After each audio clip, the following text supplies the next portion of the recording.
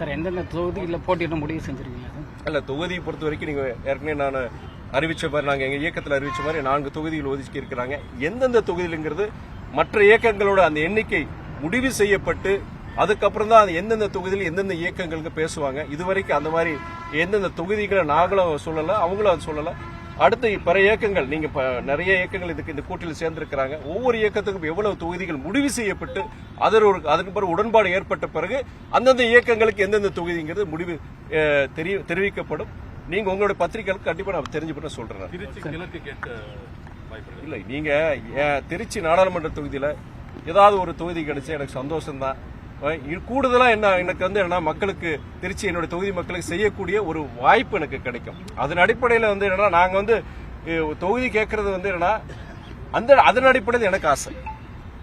அந்த ஆசை ஒரு நல்ல நமக்கு ஒரு தொகுதி கிடைச்சானா இனியும் நிறைய சிறப்பாக நம்ம செயல்பட முடியுங்கிறது. அது கண்டிப்பா அந்த ஆசை எனக்கு மாத்திரம் கிடையாது, இங்க இருக்கிற எங்களுடைய மறுமலர்ச்சி திமுக இருக்கிற அத்தனை தோழர்களுக்கும் உண்டு, பத்திரிகையாளர்களை உங்களுக்கு உண்டு, திருச்சி மக்களாகிய அனைவருக்கும் அதிமுகவுக்கு ஒரு இடம் ஒதுக்கப்பட்டால் அது திருச்சி மக்களுக்கு பயன்படும்ங்கிற அந்த ஆசை மக்களுக்கும் இருக்கு. சார் எந்தெந்த தொகுதியில் போட்டியிட முடிவு செஞ்சிருக்கீங்க? இல்ல தொகுதியை பொறுத்த வரைக்கும் நீங்க ஏற்கனவே நான் அறிவிச்ச மாதிரி நாங்க எங்க இயக்கத்தில் அறிவிச்ச மாதிரி 4 தொகுதிகள் ஒதுக்கி இருக்கிறாங்க. எந்தெந்த தொகுதியிலுங்கிறது மற்ற இயக்கங்களோட அந்த எண்ணிக்கை முடிவு செய்யப்பட்டு அதுக்கப்புறம் தான் அது எந்தெந்த தொகுதியில் எந்தெந்த இயக்கங்களுக்கு பேசுவாங்க. இதுவரைக்கும் அந்த மாதிரி எந்தெந்த தொகுதிகளை நாங்களும் சொல்லல, அவங்களும் அது சொல்லல.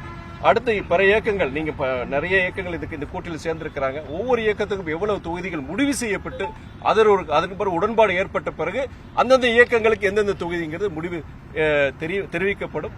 நீங்க உங்களுடைய பத்திரிகைகளுக்கு கண்டிப்பா நான் தெரிஞ்சுப்பட்டு சொல்றேன். இல்ல நீங்க திருச்சி நாடாளுமன்ற தொகுதியில ஏதாவது ஒரு தொகுதி கிடைச்சா எனக்கு சந்தோஷம் தான். கூடுதலா என்ன எனக்கு மக்களுக்கு திருச்சி என்னுடைய தொகுதி மக்களுக்கு செய்யக்கூடிய ஒரு வாய்ப்பு எனக்கு கிடைக்கும். அதன் அடிப்படையில் என்னன்னா நாங்க தொகுதி கேட்கறது என்னன்னா அதன் அடிப்படையில் எனக்கு ஆசை. அந்த ஆசை ஒரு நல்ல நமக்கு ஒரு தொகுதி கிடைச்சானா இனியும் நிறைய சிறப்பாக நம்ம செயல்பட முடியுங்கிறது. அது கண்டிப்பா அந்த ஆசை எனக்கு மாத்திரம் கிடையாது, இங்க இருக்கிற எங்களுடைய மறுமலர்ச்சி திமுக இருக்கிற அத்தனை தோழர்களுக்கும் உண்டு, பத்திரிகையாளர்களை உங்களுக்கு உண்டு, திருச்சி மக்களாகிய அனைவருக்கும் அதிமுகவுக்கு ஒரு இடம் ஒதுக்கப்பட்டால் அது திருச்சி மக்களுக்கு பயன்படும்ங்கிற அந்த ஆசை மக்களுக்கும் இருக்கு.